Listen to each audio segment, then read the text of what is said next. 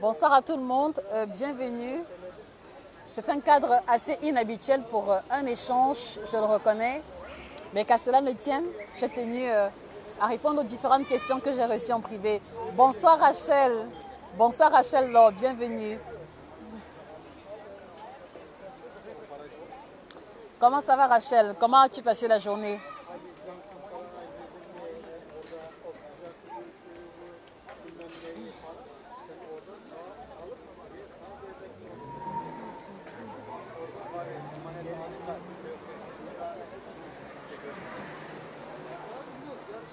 Moi, je vais très bien. Ma journée s'est bien passée. Je me suis assez reposée. Je ne sais pas si vous m'entendez bien parce qu'il y a beaucoup de bruit ici. Est-ce que tu m'entends bien, Rachel? Est-ce que vous m'entendez bien?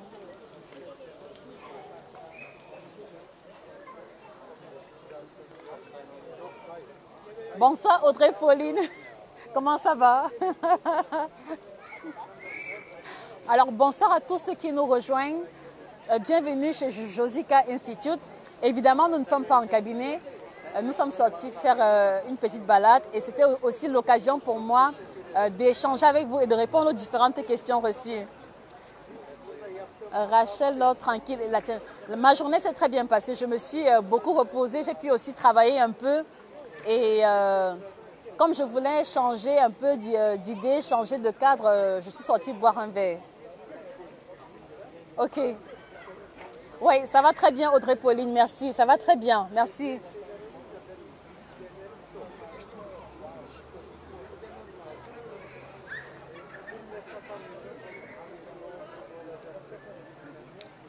Alors, je disais, ma journée s'est très bien passée et aujourd'hui, ce sera essentiellement les réponses aux différentes questions que j'ai reçues jusqu'ici.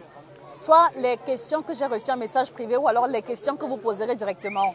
Donc voilà, sentez-vous libre de poser les différentes questions qui vous viendront à l'esprit ou alors, pour ceux qui n'ont pas eu le temps de me laisser un message, voilà, l'occasion vous est donnée également.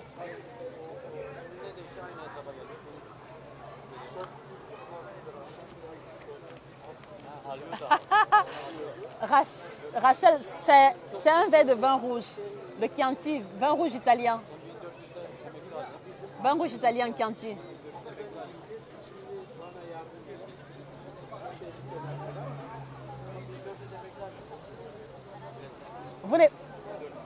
Qu'est-ce que vous avez fait au courant de la journée? Est-ce que vous êtes parti à la réunion? Est-ce que vous étiez à la messe? Est-ce que vous étiez au culte? Racontez-moi.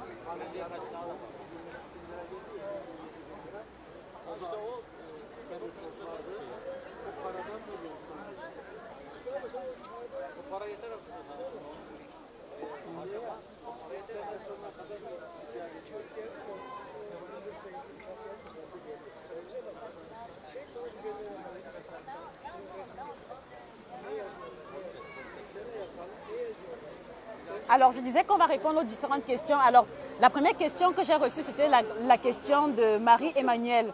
Alors, Marie-Emmanuel demandait... Alors, Marie-Emmanuel demandait si le régime Tonon est un régime adapté si jamais on veut perdre du poids. Alors, Marie-Emmanuel, pour ma part, je pense que il n'y a pas de régime qui soit totalement mauvais. Mais l'une des caractéristiques du régime Tonon, c'est qu'il est particulièrement restrictif. Vous voyez?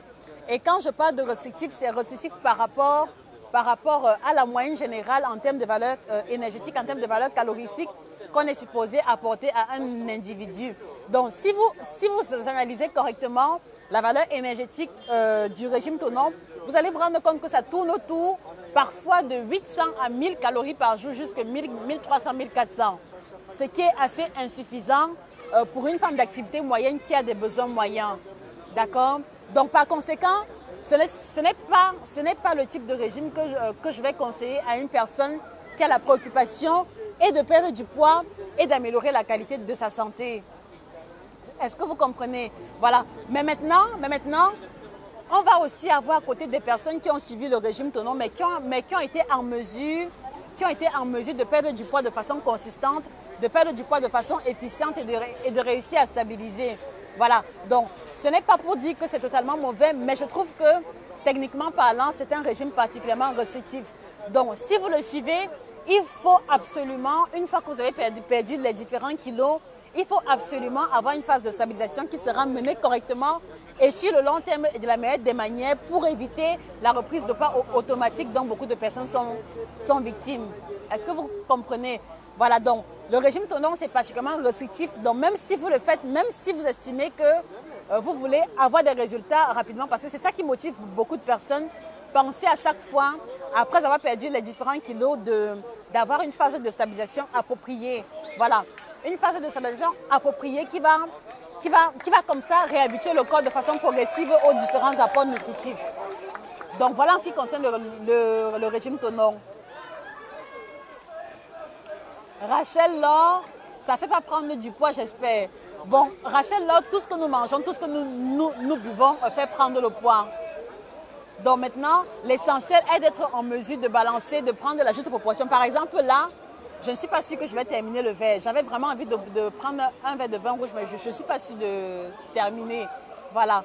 Et même si je fais un écart, même si je termine le verre, je sais automatiquement que lorsque je vais rentrer à la maison, quand je vais prendre mon dîner ou alors mon repas de demain, il faudra que j'équilibre absolument pour ne pas avoir des calories supplémentaires.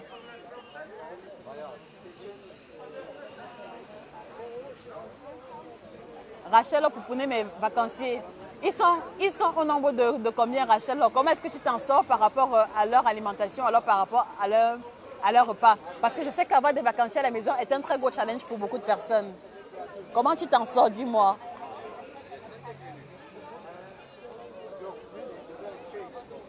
Bon, voilà où est-ce que je suis, dans un café, bar, mini-bar, genre terrasse façon.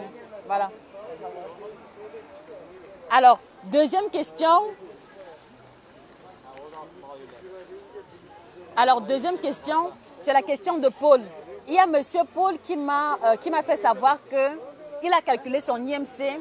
Son IMC est correct, mais sauf qu'il a toujours le ventre proéminent et son ventre est proéminent parce qu'il a tenu compte de la mesure du tour de taille qu'il avait trouvé sur un de mes articles, sur un de mes blogs. Et il voudrait pouvoir diminuer son ventre sans forcément passer par un régime. Et il me demandait quels sont les aliments qu'il peut privilégier pour y arriver. Alors maintenant, si vous êtes dans la situation de monsieur Paul, si vous estimez que vous avez le poids idéal, si vous estimez que votre tour de taille approche grandement les valeurs standards, mais que vous souhaitez tout de même pouvoir diminuer le tour de taille, je pense que c'est la composition de votre alimentation qui doit être revue.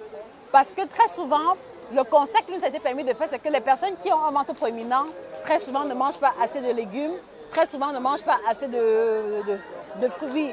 Donc si vous avez le ventre proéminent et que vous souhaitez pouvoir diminuer votre tour de taille, essayez un peu de passer en revue votre alimentation. Est-ce que vous consommez assez de fruits? Est-ce que vous consommez assez de légumes? Et si oui, dans quelle proportion?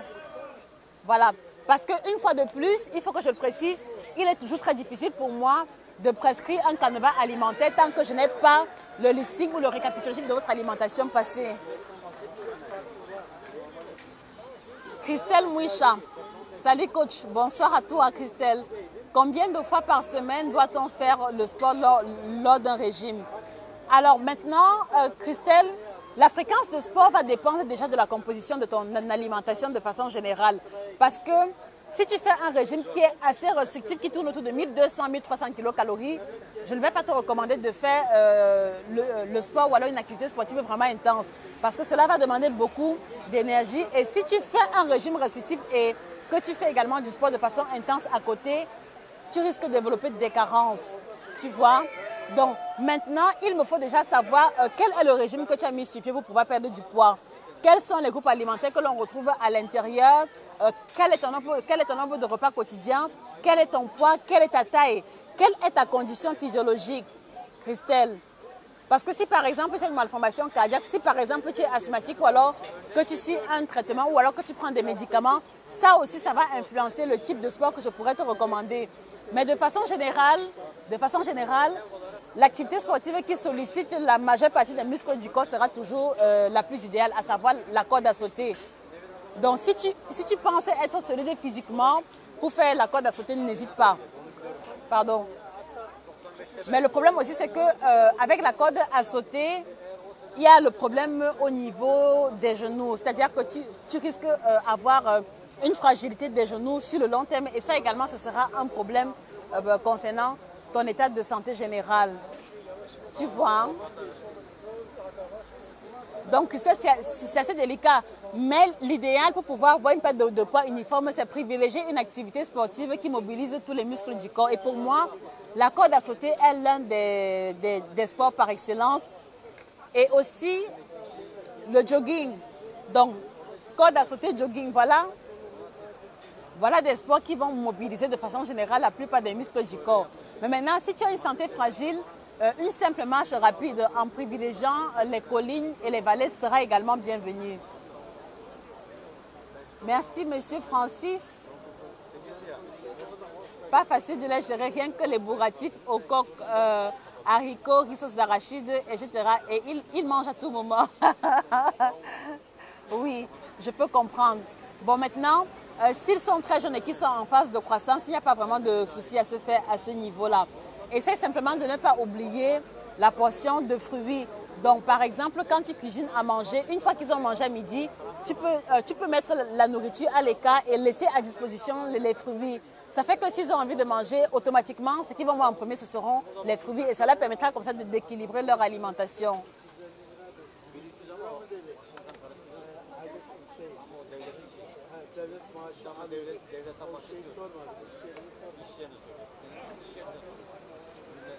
Alors, autre question.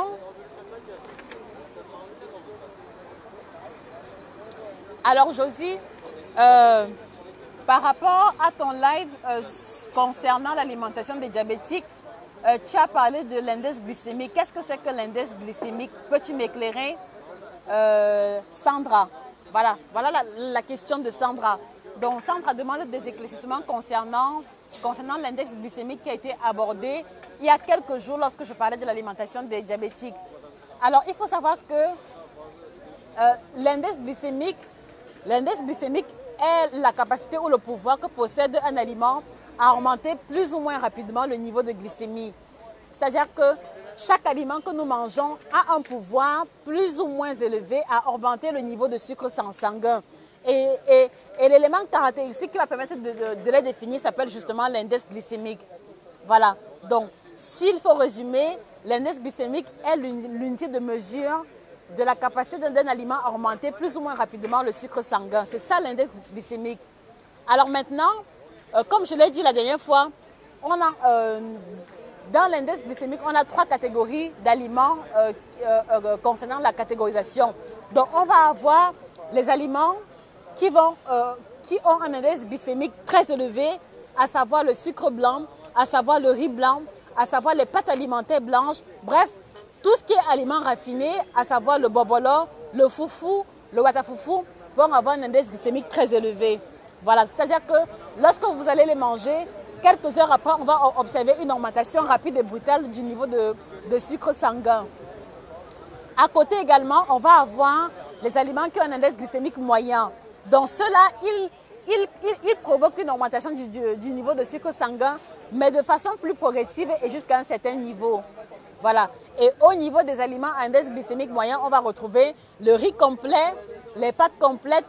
On va retrouver aussi les fruits tels que l'ananas, les fruits tels que la banane. Et également s'il faut résumer, tout ce qui est aliment, tout ce qui est appelé aliment à grains complets. Eux, ils ont un index glycémique moyen. Et enfin, maintenant, on va avoir les aliments à index glycémique vraiment bas, à savoir les fruits tels que le citron, les fruits tels que les agrumes, orange, pamplemousse, et puis aussi les légumes tels que la courgette, carottes crues, pamplemousse aussi. Donc, les fruits qui, de façon générale, ne sont pas trop sucrés en dehors de la pastèque ont un index glycémique bas parce que la pastèque a un index glycémique assez élevé. Voilà. Et également, à ce niveau, on va avoir les légumineuses telles que le haricot, les lentilles, qui vont aussi avoir un index glycémique assez bas. Donc voilà la réponse à la question concernant l'index glycémique. Voilà.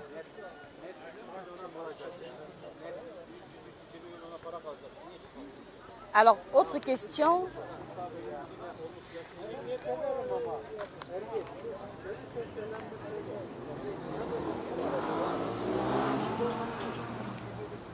Voilà, il y a Suzanne qui demandait les informations concernant l'alimentation des personnes qui sont hypertendues. Donc Suzanne, au lieu d'en parler ici, nous allons en faire une thématique dans les jours prochains. Donc il faut simplement rester connecté. Nous parlerons de l'alimentation des personnes hypertendues, vraiment en suivant le même protocole que celui de l'alimentation des personnes diabétiques, tel que nous l'avons fait également des personnes maigres qui veulent prendre du poids. Je t'en prie, Rachel. Bonsoir, Charline. J'aimerais savoir qu'est-ce qui cause les amitiés dans l'alimentation. Charline, je ne comprends pas ta question. S'il te plaît, reformule. Bonsoir, coach. J'aimerais savoir qu'est-ce qui cause les amitiés dans l'alimentation. Je ne comprends pas. S'il te plaît, Charline, est-ce que tu peux reformuler? Gada Touaria. Bonsoir, coach. Je voulais vous demander, je suis diabétique et j'ai fait un régime. Et là je suis pas loin de la stagnation. Là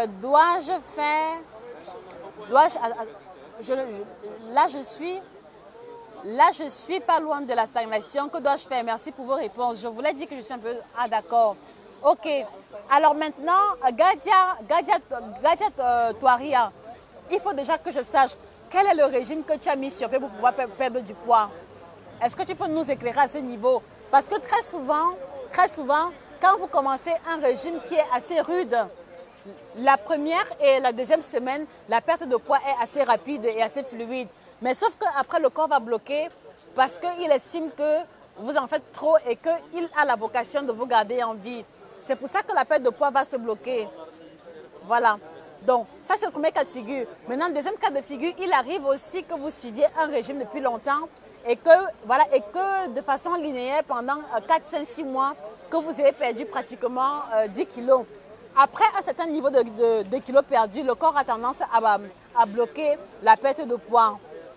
Voilà. Et dans ces cas-là, en général, il ne faut pas se décourager. Il faut plutôt marquer un moment de pause où on va recommencer à manger normalement pendant 4, 5, 6 jours et après recommencer avec le régime concernant la perte de poids. Donc, s'il te plaît, Gada, si tu veux bien m'éclairer, quel est le régime que tu as mis sur pied pour pouvoir perdre du poids? En quoi consistait ton régime en question?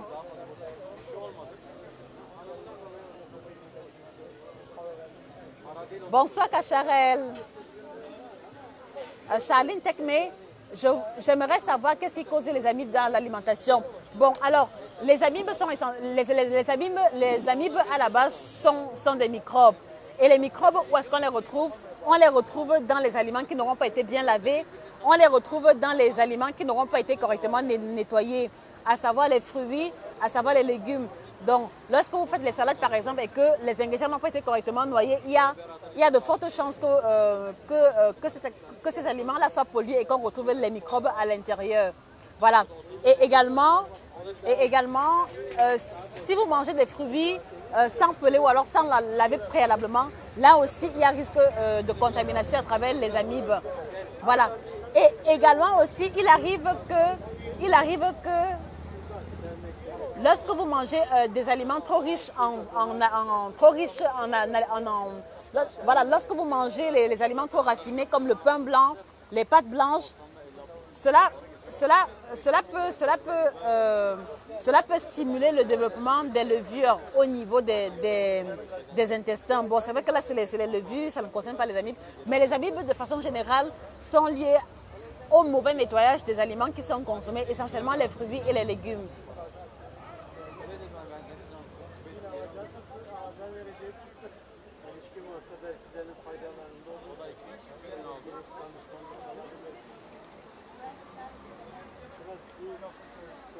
Alors, est-ce que vous avez d'autres questions ou alors je continue? C'est vrai qu'il commence déjà à faire noir, mais je suis désolée. Hein. On va continuer comme ça. Ok. Rebonsoir, coach. J'ai fait un régime un peu restrictif du moment où j'ai supprimé tous les sucres. Je mange très peu de féculents et il y avait un moment où je ne mangeais même plus de fruits. Mais j'avais perdu 17 kilos et voilà à peu près.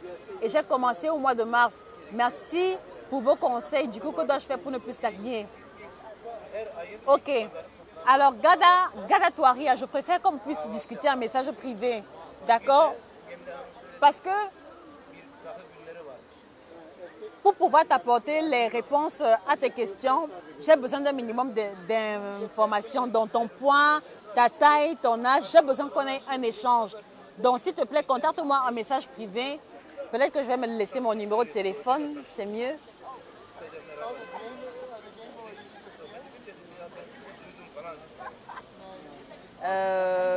Plus 49.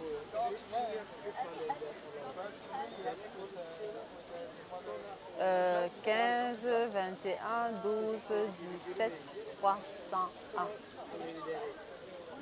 15, 21. Voilà. Gada Touaria, s'il te plaît, contacte-moi un message privé. Ton cas est assez délicat et il y a beaucoup d'informations que je dois recueillir à l'avance. S'il te plaît, contacte-moi tout à l'heure en message privé. Je vais te répondre. Je t'en prie, Charline. Christelle Mouicha, je fais un régime pas trop restrictif en semaine et je mange juste un plat de midi. Le matin et le soir, je suis aux fruits. Le week-end, je me lâche, mais je fais 2 heures de sport matinal tous les jours. Je prends en moyenne 4 citrons par jour dans l'été et depuis 3 jours, je me sens très faible. Non, non, non, Christelle, non, non. Christelle, non, c'est trop rude. Ton régime est trop rude, Christelle. Parce que si tu prends uniquement un plat à midi et que le matin et le soir, c'est essentiellement les fruits, ça veut dire qu'il y a déjà automatiquement une déficience en protéines. D'accord? Et la déficience en protéines va influencer ton niveau d'immunité générale. Ce qui fait que tu seras plus sensible aux infections, tu seras plus sensible aux maladies. Parce qu'en fait, ce sont les protéines qui participent de la fabrication des anticorps qui préviennent l'apparition des maladies. Est-ce que tu comprends? Voilà. Maintenant, en plus de ça, tu ne prends que les fruits le matin et le soir. Donc, il y a une forte carence en protéines d'entrée de jeu. Et aussi, je pense que si tu te sens fébrile, ça veut dire que tu fais certainement un début d'anémie. Tu n'as pas besoin de rajouter le citron dans ton régime, Christelle. Non, non. Et puis, même lorsqu'on prend le citron, il faut pouvoir prendre le citron pendant 2, 3, 4 jours, arrêter et ensuite reprendre. Tu n'as pas besoin de prendre le citron de façon continue. Non, tu n'as pas besoin. Non, Christelle, s'il te plaît, il faut changer ton schéma alimentaire. Moi, ce que je te conseille de faire, Christelle, c'est de partir sur la base des fruits ou des crudités le matin. À midi, un plat standard, mais en plus petite proportion. Et le soir, tu peux prendre ou des œufs bouillis ou des œufs durs, en plus d'une salade de crudités. Est-ce que tu comprends, Christelle? Ton régime est trop rude et c'est normal que tu sois fébrile parce qu'il y a trop de citron, il n'y a pas assez de protéines. Il n'y a pas assez de protéines. Il n'y a pas assez de protéines. Alors, Cacharel, quel style de céréales vous conseillez au petit déjeuner? Bon, Cacharel, il y a plusieurs variétés de céréales. Maintenant, pour ma part, l'idéal au niveau des céréales, c'est... il y a par exemple les céréales complètes. C'est un peu comme les cornflakes, mais c'est à base de blé complet. Bon, c'est vrai que c'est un peu rare, mais à côté, tu as aussi l'avoine. Tu as l'avoine que tu peux utiliser dans du lait ou alors dans du yaourt le matin avec un peu de miel. Et ça rassasie grandement. Donc, tu as l'avoine. Tu peux aussi utiliser... comment on appelle ça? Tu peux aussi utiliser les graines de chia. C'est chia ou c'est kia, je ne sais pas trop. Mais il y a l'avoine qui, pour ma part, est un véritable passe-partout. Tu peux prendre ou l'avoine entière ou alors les flocons d'avoine. Ça, c'est vraiment idéal pour le petit déjeuner. Mais évite autant que possible tout ce qui est cornflakes, tout ce qui est choco pops, etc. Parce qu'en fait, c'est du maïs soufflé avec trop de sucre à l'intérieur. Est-ce que tu m'as comprise, Cacharel? Donc, privilégie l'avoine, soit l'avoine entière, soit les flocons d'avoine. Ça, c'est vraiment très intéressant pour le petit déjeuner. Avec du lait écrémé ou demi-écrémé, ou alors avec du yaourt et un peu de miel à l'intérieur. Bonsoir à tous ceux qui nous rejoignent, bienvenue. Aujourd'hui, nous répondons aux différentes questions qu'on a reçues tout au long de la semaine. J'espère que vous allez bien, moi je vais très bien.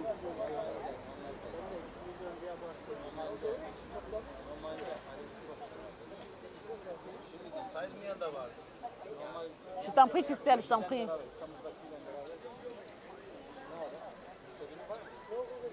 Alors, autre question que j'ai reçue.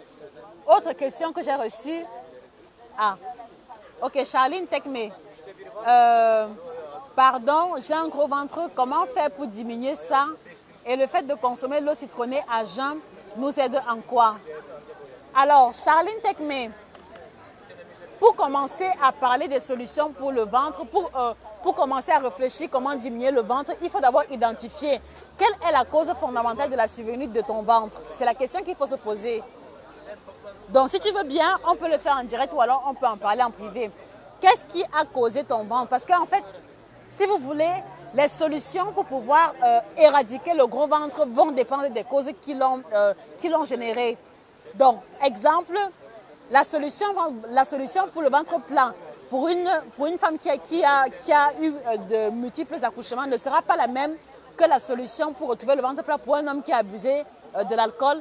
Et ce ne sera pas la même solution qu'on va proposer. Ce ne sera pas la même solution qu'on va proposer à une personne dont le gros ventre est arrivé à la suite du stress. D'accord? Donc, Charline, essaie un peu de passer en revue ton alimentation ou ton hygiène de vie depuis les mois précédents. À ton avis, qu'est-ce qui a généré ton gros ventre? Voilà, ça c'est dingue. Maintenant, tu demandes en quoi est-ce que le fait de consommer l'eau citronnée à jeun nous aide? Alors, pour ma part, la seule vertu que je trouve au citron, c'est son effet coupe-faim. Il y a son effet coupe-faim, il y a aussi son effet détox. Mais sauf que l'effet détox du citron n'est efficace que lorsqu'on le prend pendant 3 ou 4 jours maximum. Après, il faut arrêter, patienter encore 1, 2, 3 semaines avant de reprendre la cure en question. Parce que après 3 jours de suite de consommation du citron, il ne faut pas s'attendre à d'autres effets extraordinaires. D'accord? Voilà. Donc, le citron, il est détox, il est coupe-faim, mais même dans le cadre de la détox, il ne faut pas le prendre continuellement. Vous le prenez pendant 3 ou 4 jours, vous stoppez, et après, vous reprenez 2 ou 3 semaines plus tard. C'est comme ça que vous pourrez mieux apprécier les propriétés détox. Voilà. Maintenant aussi, Charline, s'il y a une précision que je voudrais faire, c'est qu'il faut éviter de prendre le citron tous les jours. Il faut éviter de prendre le citron tous les jours. Pourquoi? Parce qu'il contient trop d'acide et l'acide en question va fragiliser les parois de l'estomac. Donc, lorsque vous prenez le citron tous les jours, vous avez de fortes chances de développer l'ulcère gastrique, ce qui n'est pas bon. D'accord? Donc, il faut revoir à la baisse la fréquence de consommation du citron. Vous le prenez pendant 3-4 jours, vous stoppez et après vous reprenez 2-3 semaines plus tard. Voilà, et ça vous évitera l'ulcère gastrique. Ça vous évitera également de fragiliser l'émail de vos dents. Parce que quand vous prenez le citron tous les jours, l'acide qu'il y a dans le citron va attaquer l'émail et vous allez vous retrouver avec les dents très fragiles. J'espère avoir répondu à ta question. Voilà. Je t'en prie, Cacharel. Bonsoir, monsieur Alain Calvin. Ça fait des siècles. Comment est-ce que vous allez? Vous avez disparu de la circulation. Comment est-ce que vous allez, monsieur Calvin? Bonsoir à tous ceux qui nous rejoignent. Aujourd'hui, c'est la foire aux questions, donc réponse aux questions qu'on a reçues en message privé et également vos questions que vous pourrez poser immédiatement. Ne faites pas attention parce que c'est très sombre.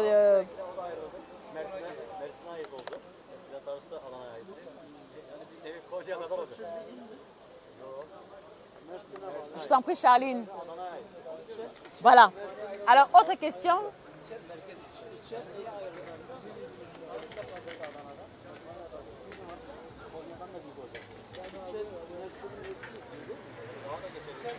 Rachel Bossoquin, je bois quotidiennement 1 litre de citronnelle chaque soir après le repas. Est-ce que c'est risqué? Alors Rachel, s'il te plaît, dis-moi immédiatement, pourquoi est-ce que tu prends la citronnelle tous les soirs et pourquoi tu prends jusqu'à 1 litre? Parce qu'en fait, nous n'apprécions que vos démarches, nous ne posons de jugement sur ce que vous faites qu'à partir de l'objectif que vous voulez atteindre. Rachel, pourquoi est-ce que tu prends la citronnelle et pourquoi tu prends jusqu'à 1 litre? Quel est l'objectif que tu vises en prenant autant de citronnelle? Monsieur Alain Calvin, beaucoup à faire, je vous reviendrai dans tous les cas. Ok, très bien. Merci de penser à nous et beaucoup de courage dans tout ce que vous entreprenez.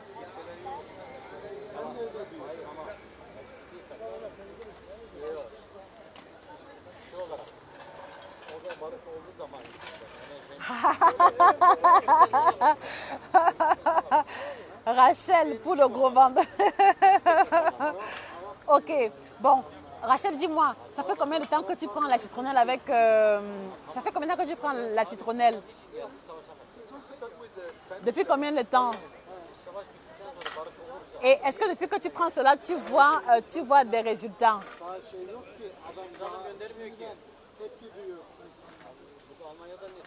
Bon, déjà, pour ma part, l'infusion à base de citronnelle est assez intéressante parce que dans l'infusion de citronnelle, on va retrouver à l'intérieur plein de principes actifs et surtout les huiles essentielles. Mais sauf que les huiles essentielles en question vont avoir un impact très intéressant au niveau de la digestion et aussi au niveau de la protection, s'il faut dire ça comme ça, comment on appelle ça, des parois, le pharynx, le larynx. Donc, les huiles essentielles contenues dans la citronnelle vont avoir un impact très intéressant au niveau de l'appareil qui influence la voix. Comment on appelle ça? Disons simplement, ça va influencer positivement la santé de la gorge, la santé des cordes vocales. Voilà, la santé des cordes vocales parce que les huiles essentielles en question vont avoir un effet protecteur sur les cordes vocales, vont avoir un effet protecteur anticancérigène au niveau des parois du tube digestif. Ça, c'est d'un. Maintenant, il aide également à la digestion, mais honnêtement, pour faire partie le ventre, ce n'est pas suffisant.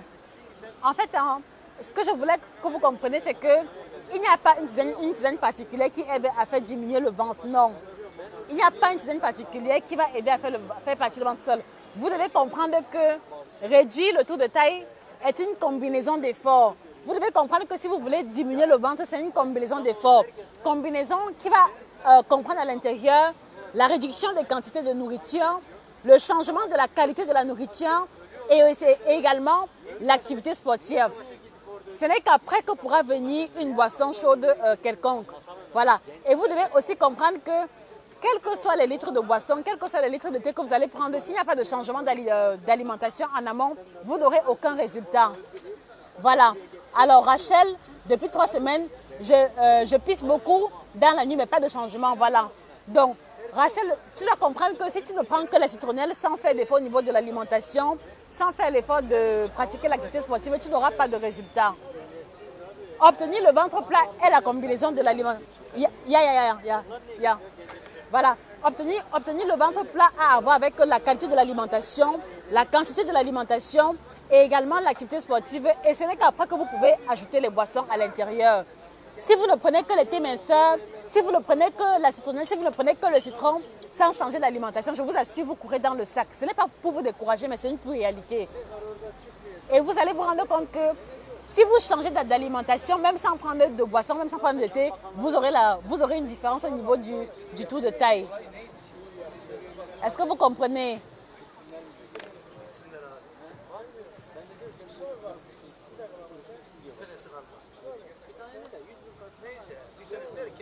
Voilà. Donc Rachel, aujourd'hui c'est dimanche. Essaye de passer en revue ton alimentation de la semaine passée en essayant de réduire les quantités, en essayant d'intégrer plus de légumes et plus de fruits et en diminuant la quantité de féculents. Tu vas te rendre compte que d'ici dimanche prochain, il y aura une diminution ou alors un changement au niveau de ton tour de taille. Alors, il y a Edouard qui m'a demandé pourquoi je bois le vin rouge et quelles sont les propriétés du vin rouge.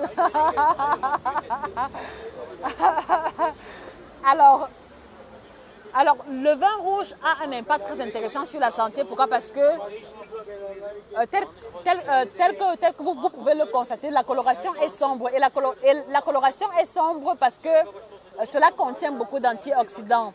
Et les antioxydants sont les substances qui préviennent le vieillissement accéléré, qui préviennent l'apparition du cancer. Voilà l'une des premières propriétés du vin rouge. Donc, riche en antioxydants, riche en substances prévenant le cancer. Voilà.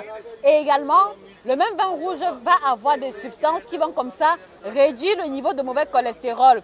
Donc ici à l'intérieur, on va avoir le resveratrol, on va avoir essentiellement le resveratrol qui va comme ça débarrasser les artères du mauvais cholestérol lié à l'alimentation. Et vous le savez, lorsqu'on a les artères remplies de mauvais cholestérol, cela augmente nos chances de souffrir de l'hypertension artérielle, cela augmente nos chances de souffrir de maladies cardiovasculaires, donc entre autres AVC, l'athérome, les plaques d'athérome et l'athérosclérose.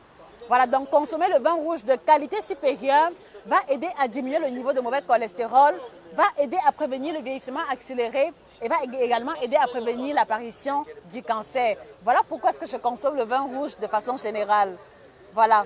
Et autre propriété, c'est que pour ma part, le vin rouge ne contient pas de sucre. Le vin rouge ne contient pas de sucre, mais par contre, le vin blanc de table, que ce soit le vin doux, que ce soit le vin sec, va contenir à une proportion assez énorme le sucre, et ce qui n'est pas intéressant pour moi. Voilà pourquoi je suis toujours au vin rouge à chaque fois que je dois commander une boisson. Voilà. Donc, ça, c'est la réponse à M. Edouard qui me demandait pourquoi est-ce que je consomme le vin rouge. Et vous avez la réponse. Voilà, donc, par contre, le vin blanc de table va contenir beaucoup trop de sucre à l'intérieur. Le vin blanc de table n'est pas aussi riche en antioxydants.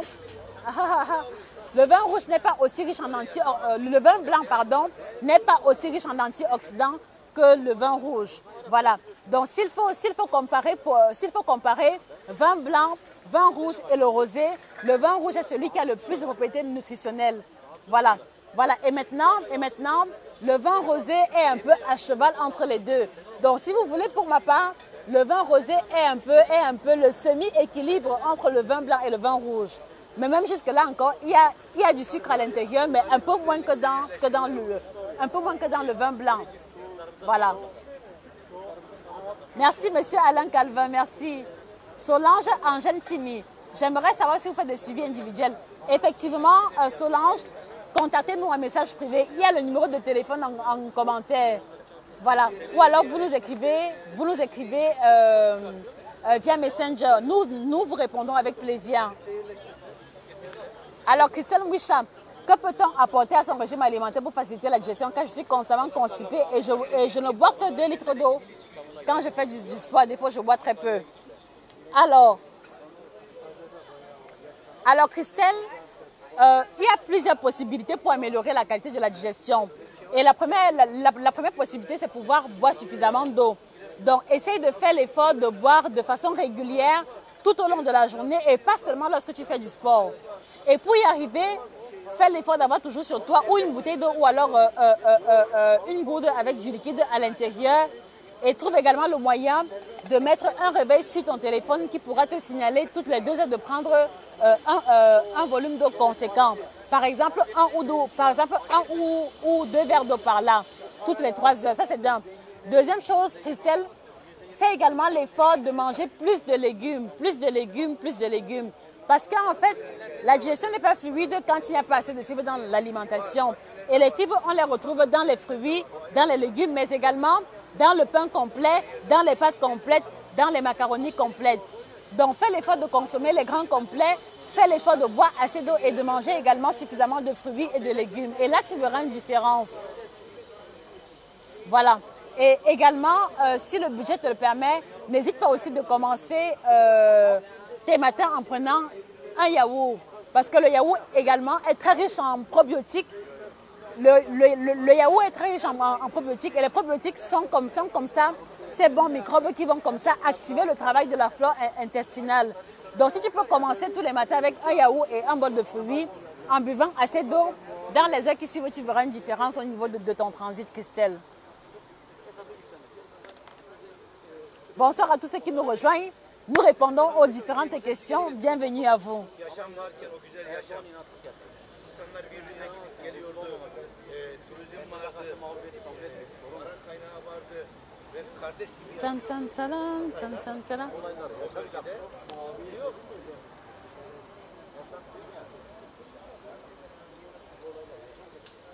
Alors, il y a aussi Paulin. Il y a Paulin qui m'a demandé pourquoi est-ce que je fais... il y a Paulin qui m'a demandé pourquoi est-ce que j'insiste trop sur le riz complet. Donc, alors, il semble que Paulin a parcouru mes différentes vidéos, les différents articles publiés, et il a remarqué que je faisais une insistance sur le riz complet. En fait, vous devez comprendre que le riz blanc est un aliment raffiné, et le riz complet, comme le nom l'indique bien, c'est un aliment complet. Et quand on parle d'aliment complet, il faut voir ici une concentration élevée en vitamines de complexe B, une concentration élevée en sels minéraux et également en nutriments divers tels qu'une teneur élevée en protéines. D'accord? Donc, entre le riz blanc et le riz complet, vous allez vous rendre compte que le riz complet contient 3 fois plus de magnésium que le riz blanc. Et le magnésium est le sel minéral anti-fatigue. Donc, consommer le riz complet est déjà un moyen pour vous de prévenir les risques de fatigue. Le riz complet contient également assez de vitamines de complexe B1, B2, B6, B12 aussi, qui vont comme ça prévenir et améliorer la santé des nerfs. Si vous faites attention, vous allez vous rendre compte que les personnes qui souffrent du mal de nerfs autour de vous, chaque fois qu'elles sont allées à l'hôpital, on leur prescrit toujours la vitamine de complexe B. Faites un peu l'expérience. Si vous connaissez une personne qui souffre du mal de nerfs, quand vous allez discuter avec lui, il va vous dire qu'à l'hôpital, on leur prescrit les vitamines de complexe B. Alors que commencer à consommer le riz complet est déjà un moyen de prévenir votre santé nerveuse. Et ici, en fait, j'attire l'attention des personnes qui travaillent beaucoup intellectuellement. Donc les élèves, les étudiants, ceux qui font un travail de mémoire trop élevé, vous devez intégrer le riz complet dans votre alimentation de façon régulière et de façon constante et efficiente. Voilà. Donc ça, c'est la différence fondamentale entre le riz blanc et le riz complet. Maintenant, au-delà, le riz complet va améliorer vraiment de façon efficiente la qualité de la digestion, ce qui ne sera pas le cas pour le riz blanc. C'est-à-dire que le riz blanc aura tendance à faciliter les risques de survenue de constipation, alors que le riz complet va fluidifier la digestion en question. Voilà. Également à côté, le riz complet est plus rassasiant que le riz blanc à quantité égale. Donc si vous êtes en train de faire l'effort de faire un régime, si vous faites l'effort de changer d'alimentation, intégrer le riz complet sera un bon moyen pour vous d'augmenter votre satiété sans forcément trop manger. Voilà, donc voilà en gros en ce qui concerne le riz complet et le riz blanc. Je pense que je reviendrai dessus dans les autres éditions. Alors, Christelle Mouichan, de préférence le yaourt nature. Le yaourt nature et le yaourt nature que j'ai bien apprécié étant au Cameroun, il y avait le yaourt Kamlet Prestige. Christelle, le yaourt Kamlet Prestige est très intéressant. Ou alors le yaourt Kamlet J'aime velouté sucré qui coûte 250 francs le pot. C'est sucré, mais ce n'est pas trop sucré et c'est à base de lait demi-écrémé. Ou alors le yaourt de lait, 0% matière grasse et 0% sucre. Donc, yaourt de lait, 0% matière grasse et 0% sucre. Parce qu'en fait, chez Dolay, on a deux types de yaourt. Chez Dolay, on a le yaourt 0% matière grasse qui peut être sucré ou alors le yaourt 0% sucre qui peut avoir de la matière grasse. Donc, Christelle, le yaourt de lait, 0% matière grasse et 0% sucre. Ou alors le yaourt Kamlet J'aime velouté ou alors le yaourt Kamlet Prestige. Zé Sandrine, bonsoir Sandrine. Comment vas-tu? Je t'en prie. Cacharel, à quelle heure doit-on prendre le dernier repas de la journée lors d'un régime alimentaire? Ça, c'est une question très intéressante. Très intéressante parce qu'en fait, justement, c'est une question où il y a des avis divers. Et moi, ma vision est complètement différente. Vous comprenez? Pour ma part, l'heure du dernier repas dépend déjà de votre rythme quotidien. Il dépend de votre travail au quotidien et il dépend également il dépend également de l'heure à laquelle vous allez vous lever. Je prends mon exemple personnel. Moi, par exemple, il m'arrive de travailler à minuit, 1h jusqu'à 4h du matin. D'accord? Si par exemple, j'ai pris mon dîner classique à 20h, vous n'allez pas me dire que je vais rester affamée de 20h jusqu'à 4h alors que je dois faire un effort intellectuel. En tout cas, j'ai essayé, je n'y arrive pas.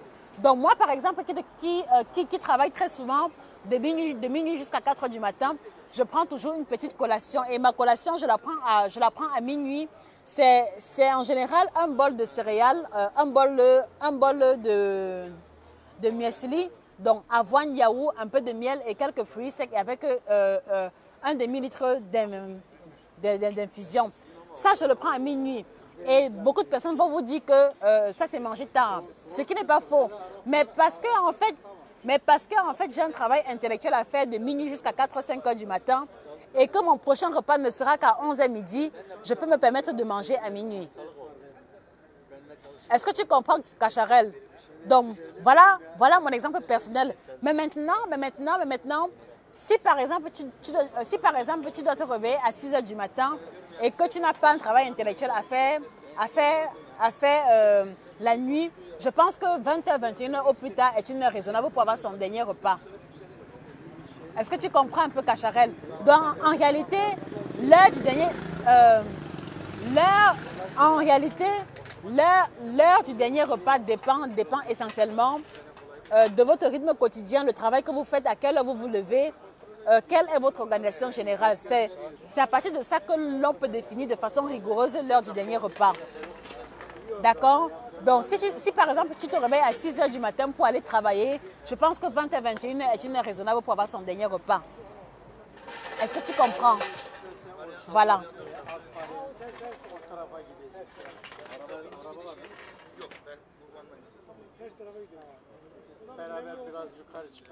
Rachel, l'oncle Ben, c'est un riz complet. Alors, très bonne question. Rachel, l'oncle Ben, ce n'est pas le riz complet, mais l'oncle Ben est un riz semi-complet. C'est également un riz que j'ai beaucoup consommé au Cameroun quand je ne trouvais pas le riz complet. Parce qu'en fait, le riz oncle Ben est un peu à cheval entre le riz complet et le riz blanc. Dans le riz oncle Ben, si vous remarquez bien, la coloration n'est pas très blanche. La coloration est marron clair et c'est en fait parce qu'il y a encore des nutriments à l'intérieur. Donc, si vous ne trouvez pas le riz complet, commencez par le riz oncle Ben. C'est une très bonne option alimentaire. Voilà. Donc, j'ai terminé avec les différentes questions. S'il n'y a pas de questions, on va se fixer rendez-vous plus tard. J'étais très heureuse de discuter avec vous. S'il y a des questions, posez-les. Je peux m'éloigner pour aller là où il y a un peu plus de lumière et répondre à vos différentes questions. Donc voilà en gros. Alors, quel est votre programme de la semaine? Est-ce que, voilà, quelle est la résolution que vous avez prise concernant votre alimentation pour la semaine qui vient? Quelles sont vos résolutions pour la semaine à venir? Est-ce que vous avez déjà fait le planning de vos repas de la semaine ou alors vous allez vous lever demain et puis maintenant improviser? Parce que justement, c'est aussi le fait de ne pas préparer vos repas à l'avance qui vous pousse à manger tout et n'importe quoi.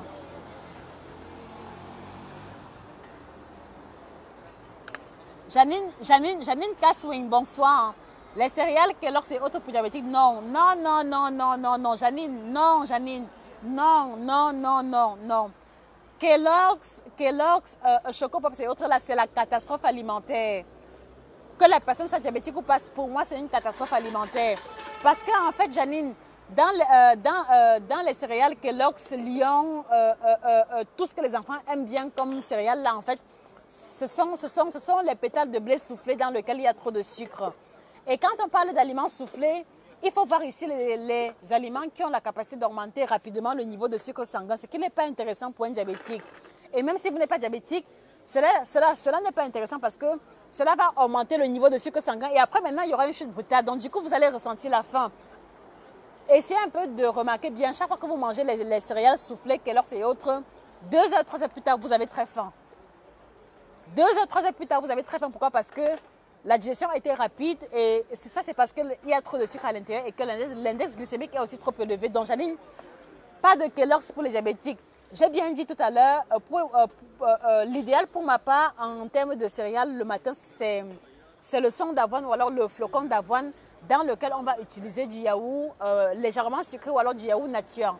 Voilà ce qui serait l'idéal parce que déjà, l'index glycémique est assez faible et maintenant cela va rassasier plus longtemps. Christelle Mouicha, les friandises de marque Bière Bio sont moins calorifiques. Je vois ça dans vos posts. Non, pas nécessairement, Christelle. Lorsqu'on parle de produits bio, il ne faut pas voir ici le fait que cela ne fait pas prendre du poids, non. L'étiquette bio sur un produit veut simplement dire que le produit ne contient pas d'engrais, le produit ne contient pas de pesticides à l'intérieur. Mais cela ne veut pas dire que si on consomme en grande quantité, on est à l'abri, non. Donc bio signifie simplement cultiver sans engrais ni pesticides et avec le moins de conservateurs possible. Voilà. Je les préfère parce que je préfère beaucoup plus les produits gerblés et les produits bio parce que ils font plus attention à la teneur en sucre dans leurs aliments. Ils font plus attention à la teneur en matière grasse. Donc, si vous voulez, c'est légèrement allégé par rapport au biscuit, par rapport au chocolat standard. Mais si on abuse, on va prendre du poids de façon automatique. Donc, voilà la réponse à ta question, Christelle.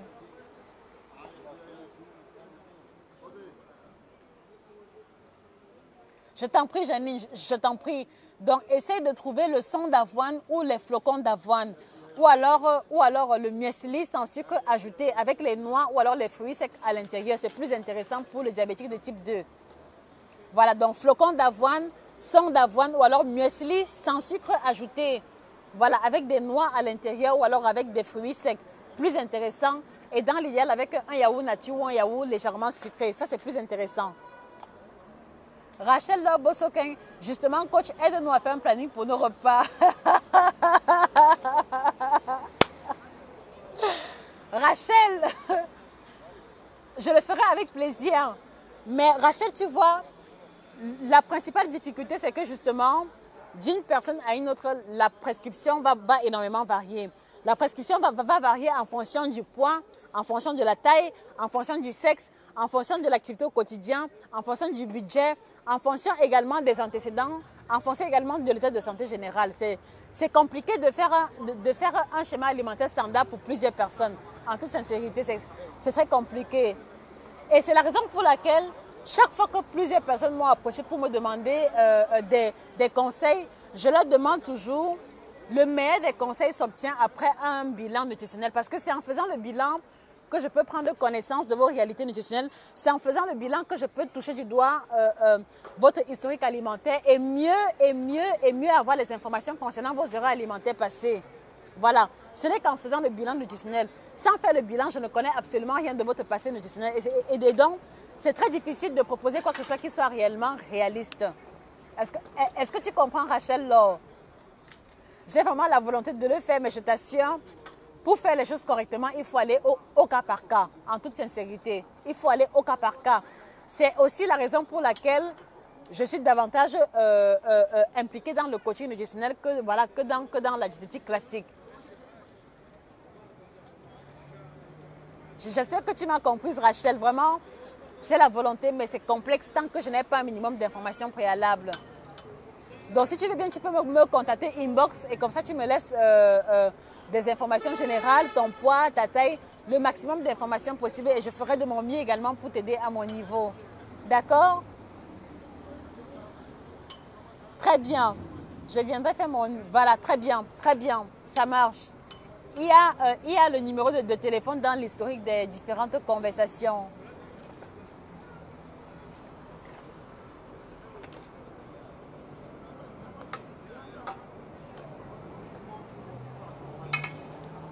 Bon, je n'ai plus de questions ici. Alors, moi j'ai une question à vous poser. Quelles sont les différentes difficultés que vous rencontrez concernant l'amélioration de votre alimentation? Quelles sont les différentes difficultés auxquelles vous faites face au moment où vous prenez la résolution de changer d'alimentation? Essayez un peu de partager cela avec moi.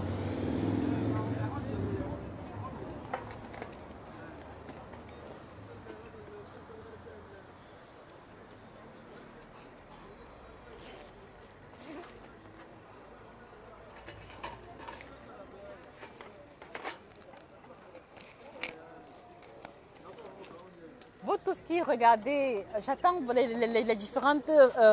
j'attends vos différentes réponses. Monsieur Alain Calvin, quelle est la difficulté que vous rencontrez concernant votre alimentation au quotidien? Cacharel, Rachel, Janine, Christelle, quelles sont les difficultés que vous rencontrez concernant votre alimentation au quotidien? S'il vous plaît, partagez avec moi. Bon, moi, à mon niveau, l'une des difficultés que je rencontre souvent, c'est la question du temps parce que je travaille beaucoup. Je travaille beaucoup et parfois, si je ne me fais pas violence, pour faire les courses à l'avance, pour cuisiner à l'avance, ça devient très compliqué quand j'ai déjà commencé ma journée. Donc, ma principale difficulté, c'est la question du temps à cause du travail que je fais et qui est très, très prenant. Mais bon, comme je suis déjà consciente, j'anticipe. Donc, par exemple, nous sommes dimanche, donc je sais exactement ce que je vais manger demain matin, demain midi, demain soir et mardi également. Voilà à mon niveau. Moi, je vous écoute. Je pense qu'on va s'éloigner un peu comme c'est très sombre.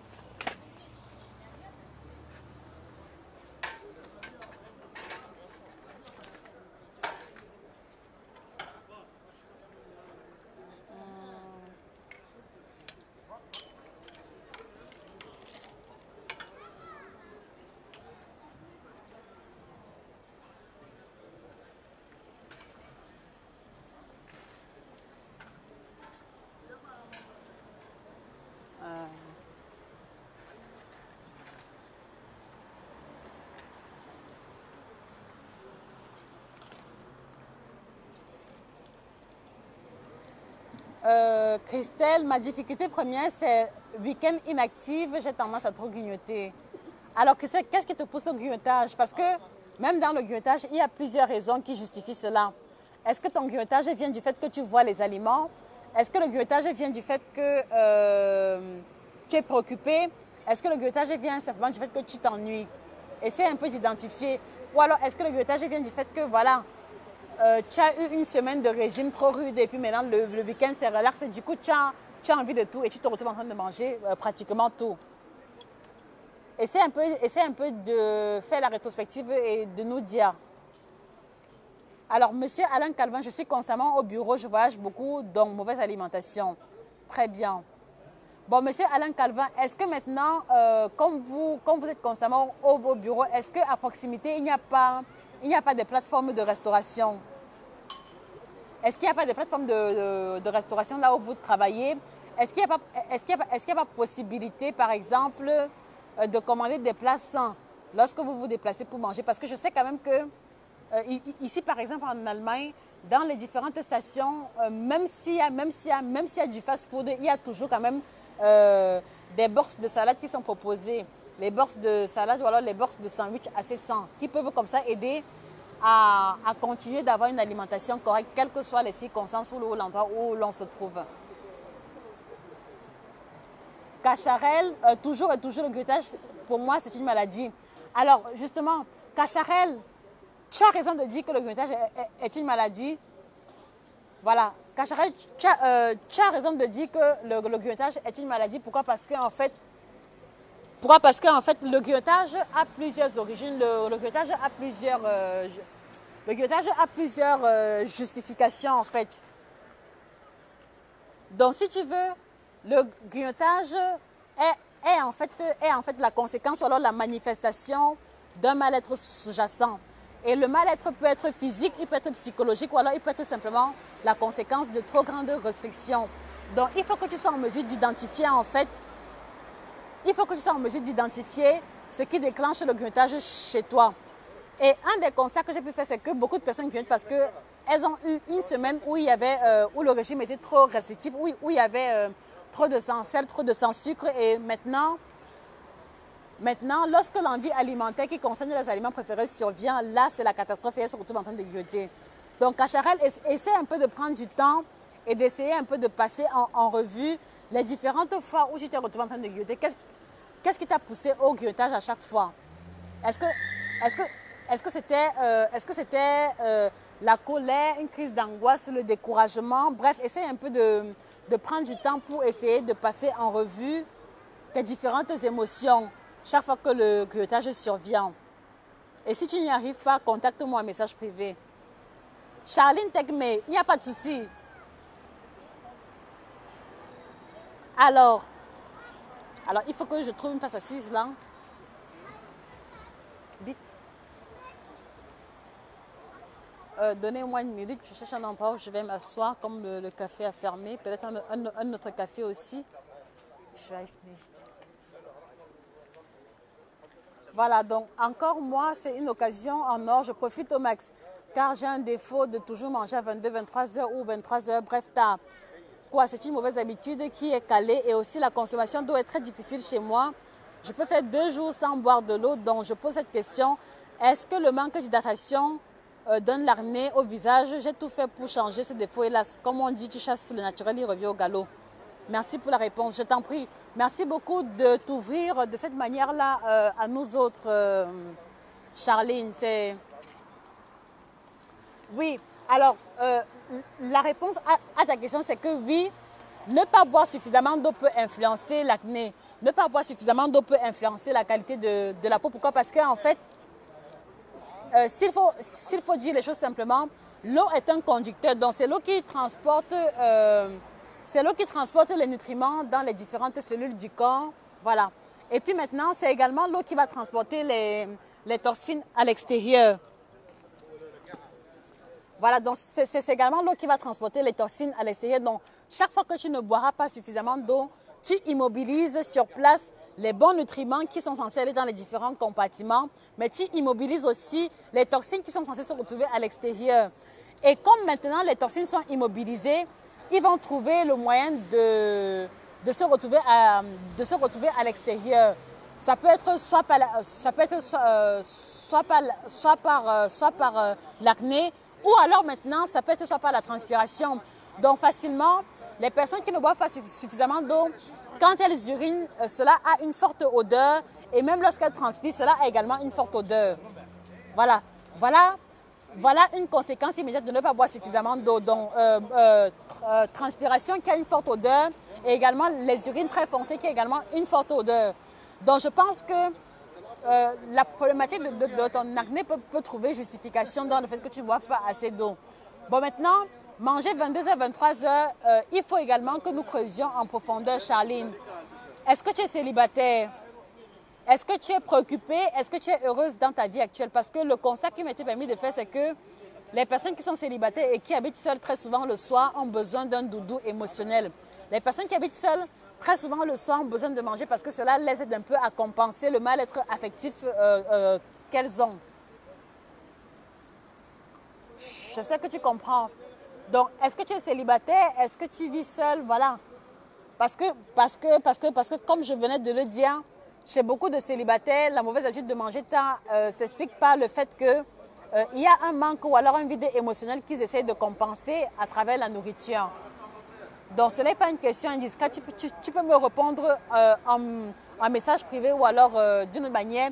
Mais dans tous les cas, la routine de manger à 22h, 23h n'est pas anodine.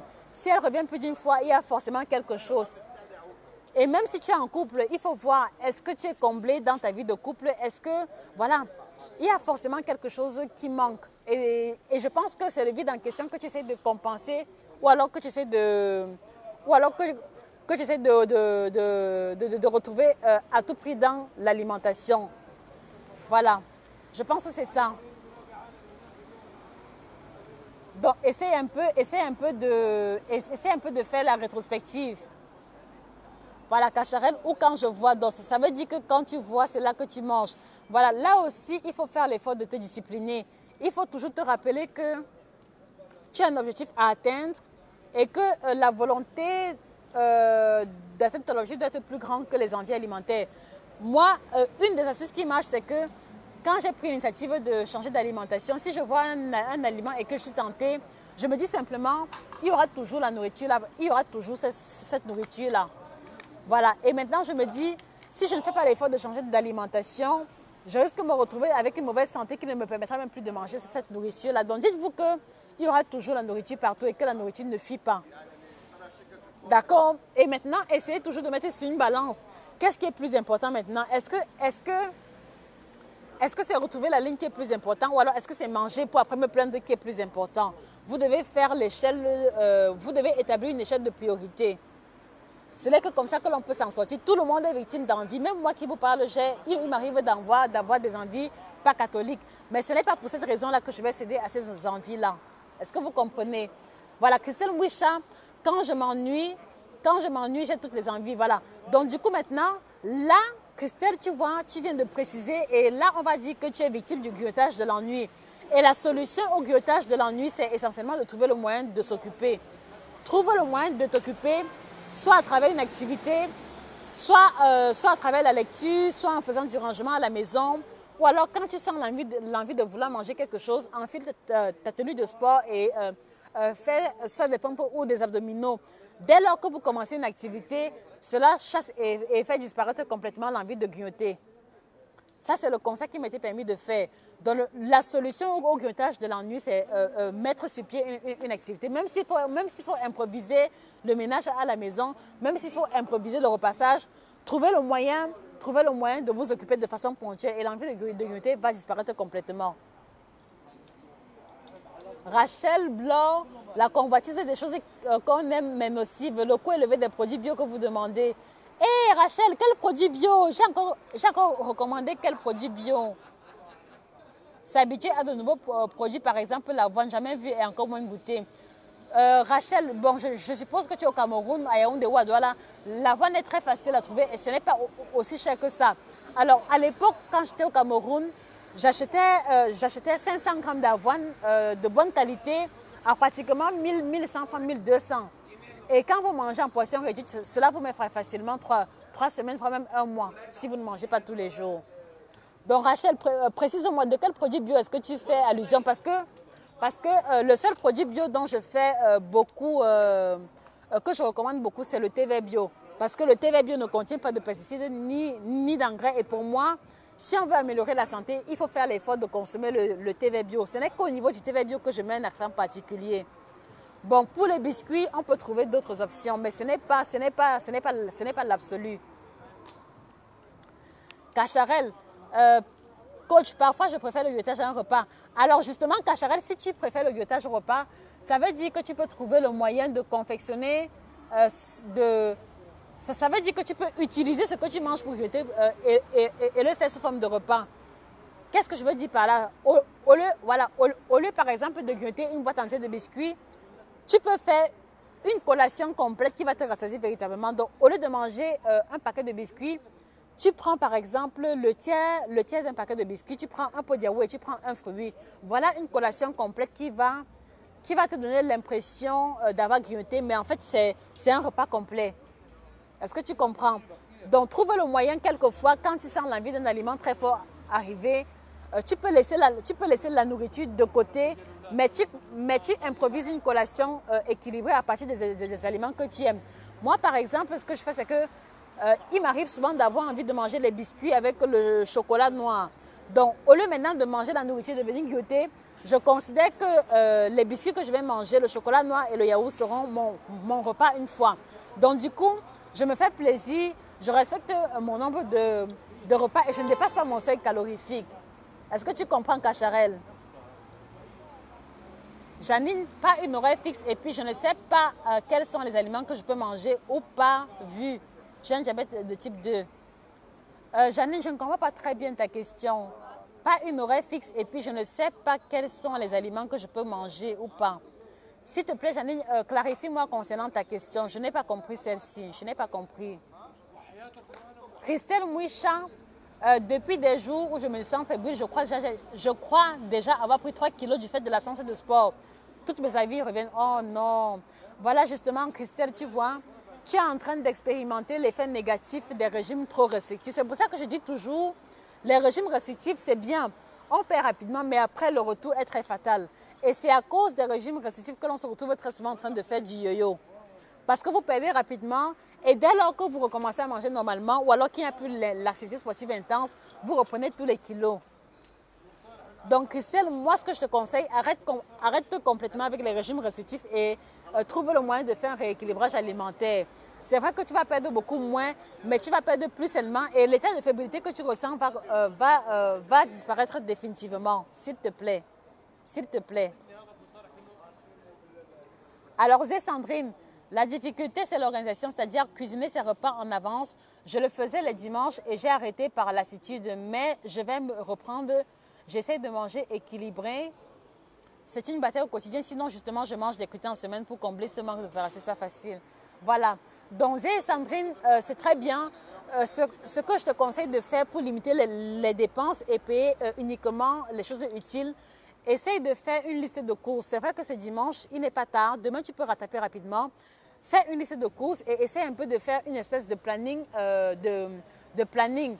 Qu'est-ce que tu manges demain matin, demain midi et demain soir? Et maintenant, ça fait que demain maintenant, quand tu vas rentrer du travail, tu cuisines pour 2 jours. D'accord? Tu cuisines pour 2 ou 3 jours. Ou alors maintenant, tu rentres dans un système où tu peux faire une base ou alors une sauce générale pour moins de 2-3 jours. Et maintenant, tu vas varier et les féculents et les autres repas qui vont intervenir. Donc, ça fera que tu ne seras pas obligé de faire de longues heures en cuisine. Mais fais un planning parce qu'en faisant le planning, tu vas savoir exactement ce qu'il faut acheter dans les quantités adéquates. Sinon, tu vas payer plein de choses et à la fin, tu ne vas même pas les utiliser. Donc, fais un planning, essaie un peu de faire le planning sur les 3 premiers jours. Donc, de lundi, mardi, mais mercredi, tu organises les repas. Tu peux faire une sauce générale et puis maintenant, lundi, c'est le poisson, mardi, c'est le porc, mercredi, c'est le poulet. Ce n'est pas très compliqué. Il suffit simplement de faire bouillir et de passer rapidement à la braise. Et puis maintenant, tu peux décider que demain matin, c'est pommes de terre. Mardi, c'est une portion de riz. D'ailleurs, il y a les riz qui viennent en sachet fraîcheur. Ça aide également. Mercredi, ce sera par exemple sans féculents. Voilà. Et demain matin, ce sera des fruits avec le yaourt. Mardi matin, ce sera par exemple l'omelette. Mercredi, ce sera simplement un sandwich. Ce n'est pas très compliqué. Donc voilà ma modeste contribution pour t'aider à faciliter l'organisation. Charlene Tekme, non coach marié, voilà. Donc du coup, je disais, même si tu es marié, il peut arriver que l'on soit marié, mais maintenant, même qu'au sein de la vie de couple, que l'on vive des manques au même titre qu'une personne qui est mariée. Donc, essaie un peu de faire le diagnostic et ça dit que essaie un peu de rentrer en toi-même et de faire une espèce d'introversion vraiment sincère avec toi-même. Tu vas te rendre compte qu'il y a un manque affectif. Je ne sais pas de quel ordre, soit un manque affectif, soit alors une frustration. Et peut-être même, et très souvent, ce qui se passe, c'est que lorsqu'on a un manque affectif ou alors une frustration, c'est souvent à l'heure à laquelle on a le plus besoin, ou alors c'est souvent l'heure à laquelle le manque est plus intense, que l'on va avoir aussi des envies plus intenses de manger ou de grignoter à ces heures-là. Donc, Charline, essaie un peu de faire une introspection et de passer un peu en revue la qualité de ta vie de couple. Si ce n'est pas dans le couple, c'est peut-être une frustration familiale ou alors un manque familial ou alors un manque professionnel. Et peut-être que l'heure à laquelle où tu te retrouves en train de manger 22h, 23h, c'est l'heure à laquelle tu penses le plus à ça ou alors l'heure à laquelle tu ressens le plus le vide ou le manque de ce que tu désires véritablement. Voilà. Donc, c'est aussi l'une des raisons pour lesquelles je vous l'ai toujours dit, je suis praticienne en coaching nutritionnel et bien-être, ce n'est pas au hasard. Le bien-être n'est pas simplement là pour compléter mon titre. Le bien-être veut simplement dire que, au-delà de la préoccupation alimentaire, nous aidons également les personnes que nous accompagnons à trouver le juste équilibre dans leur vie émotionnelle, sociale, professionnelle et alimentaire. Parce qu'on s'est rendu compte que dans 90% des désordres alimentaires, il y a... on s'est rendu compte que dans 100% de désordres alimentaires, il y a au moins 90% qui ont une origine émotionnelle. Il y a 90% qui ont une origine, qui trouvent leur origine dans un déséquilibre sur l'un des aspects de la vie. Soit déséquilibre sentimental, soit déséquilibre familial, soit déséquilibre social. Et vous voyez très bien que si, par exemple, on a en face de nous une personne qui a 30 kilos à perdre et dont l'origine fondamentale est une rupture amoureuse qui n'a pas été bien gérée, si on veut simplement se focaliser à changer l'alimentation sans toucher du doigt la réalité émotionnelle, vous voyez qu'on passe un peu à côté. Voilà, donc chez Josica Institute, justement, nous prenons en compte tous les aspects de votre vie au quotidien pour pouvoir prendre connaissance de toutes vos réalités et être en mesure de proposer la médication adaptée. Ce n'est pas un fait du hasard. Donc, nous faisons le coaching en nutrition, mais également en bien-être. Parce que les deux vont forcément ensemble. Donc, voilà en gros à quoi se voulait cet échange dominical. échange tardif, certes, mais c'est parce que j'ai beaucoup fait d'efforts pour pouvoir trouver du temps. Normalement, on devait avoir le live vendredi ou samedi, mais c'était vraiment très compliqué de mon côté avec les différents horaires. Donc, j'ai vraiment tenu à respecter le rendez-vous de cette semaine qui s'est achevée déjà. Voilà pourquoi est-ce qu'on a pu la voir uniquement en soirée. Et j'ai été très heureuse d'échanger avec vous et de prendre connaissance de vos différentes difficultés. Donc, voilà. S'il y a des thématiques qui vous tiennent à cœur pour lesquelles vous souhaiterez avoir des réponses ou alors des lives plus détaillés, n'hésitez pas de les mentionner. Donc, comme on a fait le live aujourd'hui, je pense que le prochain live sera mardi, jeudi et éventuellement samedi ou dimanche. Donc, s'il n'y a pas d'autres questions, je vais vous remercier pour votre présence. Je vais vous remercier pour votre attention. Je vais vous remercier également pour la confiance parce que je pense que pour pouvoir parler autant à cœur ouvert tel que vous le faites, il faut avoir une dimension de confiance vis-à-vis de la personne à qui vous le faites. Donc, je considère que vous me faites confiance et je vous remercie de la confiance en question. Donc, merci pour vos différentes contributions en termes de questions, en termes de suggestions. Voilà, je vous souhaite un très bon début de semaine. Je vous encourage vivement à rattraper le coup pour la semaine qui arrive. S'il y a eu des écarts alimentaires ce week-end, pour une raison ou une autre, s'il y a eu des écarts alimentaires à cause des réunions, à cause du fait que vous étiez à la maison ou alors que vous étiez en bonne compagnie, ne vous découragez pas. Demain, c'est lundi. Capitalisez le début de la semaine pour mettre sur pied un système ou un protocole qui vous aidera à éliminer les kilos excédentaires. Donc voilà. Voilà en gros à quoi se voulait notre échange. S'il n'y a pas d'autres questions, je vais vous dire au revoir. Je vais rentrer terminer avec les montages vidéo, les scripts de live en semaine. Bref, il y a plein de choses encore en perspective que je dois terminer avant de m'endormir. Donc, merci beaucoup pour votre attention. Charline et tous les autres, n'hésitez pas à contacter moi inbox si vous ressentez le besoin. Au cas échéant, pour clôturer, je vais vous inviter à faire un tour sur la plateforme, sur la chaîne de télé digitale que nous avons mis sur pied qui s'appelle Nutrition TV. Donc, nous avons conçu Nutrition TV qui est une chaîne de télé digitale qui met comme ça à votre disposition les informations nutritionnelles sous forme de vidéos. Donc, pour cela, allez simplement sur YouTube, vous tapez Josika Coaching nutritionnel aliments exotiques et vous tomberez sur un complexe de 34 vidéos qui parlent essentiellement de l'alimentation et l'alimentation des Africains en général. Donc, prenez la peine d'écouter les vidéos parce qu'elles parlent du poids, elles parlent du grignotage, elles parlent de l'effet de l'eau sur l'organisme, elles parlent du sucre. Je vous encourage à écouter les vidéos, à les partager à vos différents contacts, à les partager à vos différentes connaissances. Et je pense que c'est en procédant comme ça que nous pourrons toucher le plus grand nombre de personnes et espérer une révolution au niveau des mentalités alimentaires. C'était Josika pour vous, praticienne en coaching nutritionnel et bien-être. Passez une très bonne soirée et rendez-vous mardi, s'il plaît à Dieu, pour un autre live aussi intéressant. Au revoir et bonne soirée à vous. Bye bye. Ciao, ciao.